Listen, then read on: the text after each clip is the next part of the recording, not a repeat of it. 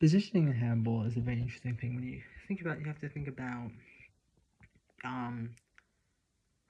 many different things you have to think about. So you have to think about you and your opponent, like your position in like space, obviously. Then also the direction you're heading, if that makes sense. So, for example, I draw a bird's eye view of that's just to be simple, two handball squares, which are approximately precise the same hue. Okay, so I have this, right? That's about the same. My drawings are very bad. I'm getting rid of this some time. Okay, so there's two handball squares there, right?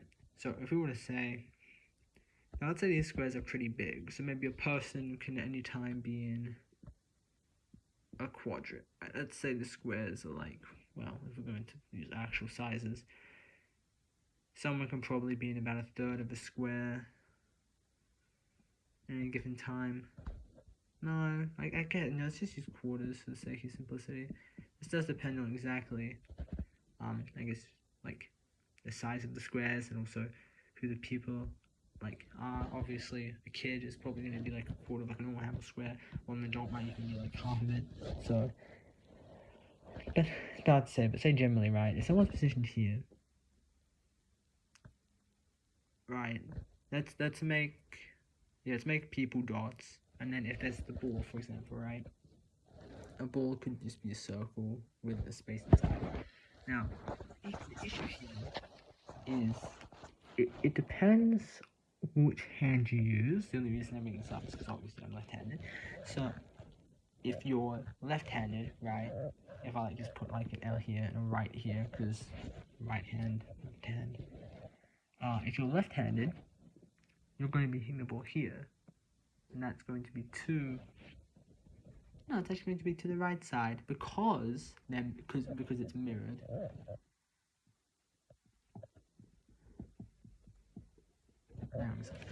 Because handball court. Because handball's mirrored, so obviously you hit to the left, you hit to the right, and to the left. So, as a general rule, you always want to hit with your dominant hand straight, assuming your opponent is the same hand, which for right-handers means you will just be hitting on this side of the court most of the time. If you, well, this person, let's say, to this person, you want to hit on this side of the court because you're making a move here, and then what this allows you to do, right, so the ball's going to be coming here, right, they're going to be late to the response, and the ball's going to come back, and it's going to be, like, they would have had to have had to move over to get the ball.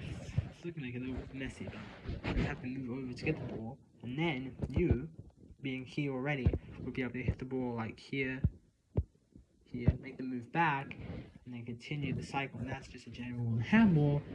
And like most ball games, is really just, really tie impact on UNIP is that you just need to keep your opponent moving in a way.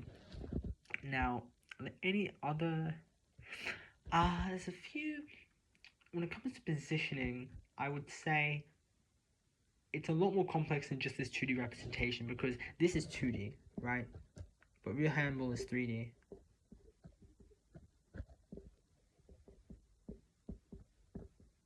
So, because real handball is 3D, you really have to think about your positioning in 3D space, because the ball is undergoing. I'm definitely this.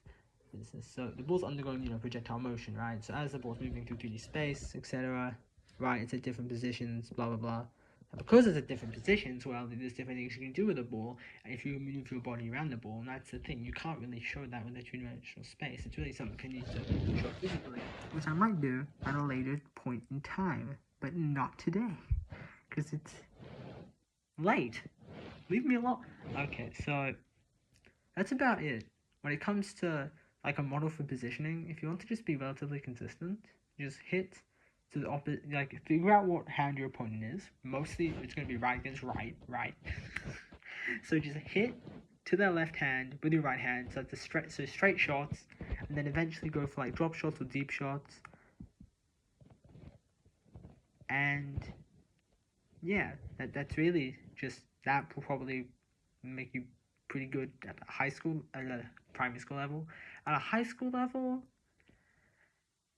you need skill, and you also need this. Assuming you're playing like against older years, you also need like by this I mean 3-dimensional positioning, where you can hide your motives behind where you're going to hit the ball, etc., which is a lot harder. I'll probably make a video on that. I might call this Australian Handball Positioning Basics, maybe. Yeah, I'll do that because there's nothing really advanced here. This is relatively basic strategy that you could really like think about and just come to on your own just by playing the game and thinking about what they teach you in like physical education, etc. Okay, well, I hope you're enjoying this video. I really have nothing else to say. Watch my other videos. Okay, like, subscribe, bye. Oh, how do I do this?